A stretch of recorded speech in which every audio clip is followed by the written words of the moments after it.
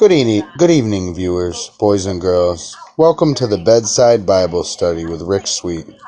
This is going to be the beginning. We're going to start in the beginning, and eventually we'll end in the end. I'm going to read a chapter every night from the Old Testament, the book, the Bible, whether it's the King James or the New International Version. The Christian Bible, it's all the same. It's all the message. The coming of Jesus Christ, then he came, the New Testament, all the prophecies coming true, and so forth. I believe in the Bible.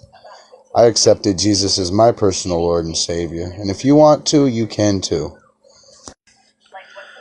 Genesis was written to explain how everything began. In fact, the word Genesis means origin or beginning. It explains how God created the universe, how people were created and placed in a perfect environment, how sin began, and how God decided to deal with evil. The beginning of languages, arts, vocations, and nations are all also recorded here. The focus then shifts to the beginning of the Hebrew people, starting with Abraham, then Isaac and Jacob, and ending with the story of Joseph. God made everything good, but humanity's sin has spoiled it. God, however, did not give up on us but enacted a plan to save us. God's ultimate power is another theme seen throughout this book, with special attention given to how he directs history for the good of his people. Chapter 1. In the beginning, God created the heavens and the earth. The earth was empty, a formless mass cloaked in darkness, and the Spirit of God was hovering over its surface. Then God said, "Let there be light."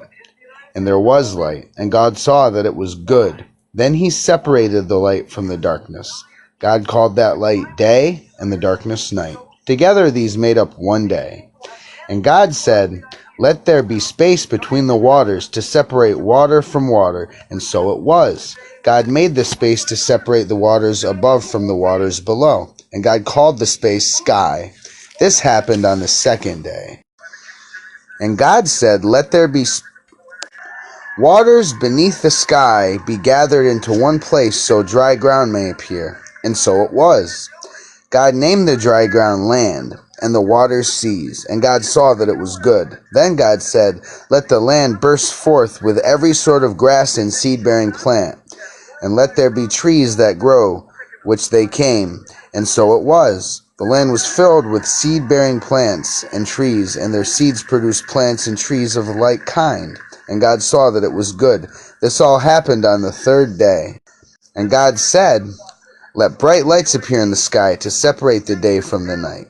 They will be signs to mark off the seasons, the days, and the years. Let the light shine down upon the earth." And so it was. For God made two great lights, the sun and the moon, to shine down upon the earth. The greater one, the sun, presides during the day. The lesser one, the moon, presides through the night. He also made the stars. God set these lights in the heavens to light the earth, to govern the day and the night, and to separate the light from the darkness. And God saw that it was good. This all happened on the fourth day. And God said, "Let the waters swarm with fish and other life.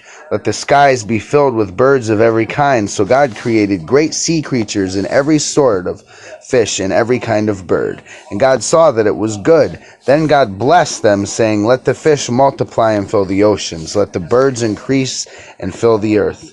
This all happened on the fifth day. And God said, "Let the earth bring forth every kind of animal, livestock, small animals, and wildlife." And so it was. God made all sorts of wild animals, livestock, and small animals, each able to reproduce more of its own kind. And God saw that it was good. Then God said, "Let us make people in our image, to be like ourselves. They will be masters over all life, the fish in the sea, the birds in the sky, and all livestock, wild animals, and small animals." Then God said, "Let us make people in our image, to be like ourselves. They will be masters over all life, the fish, the sea, the birds in the sky, and all livestock, wild animals, and small animals." I repeat that because God said, "Let us make people in our image." What do you think that means? Us? Our? Ponder it. Let me know what you think in the comments.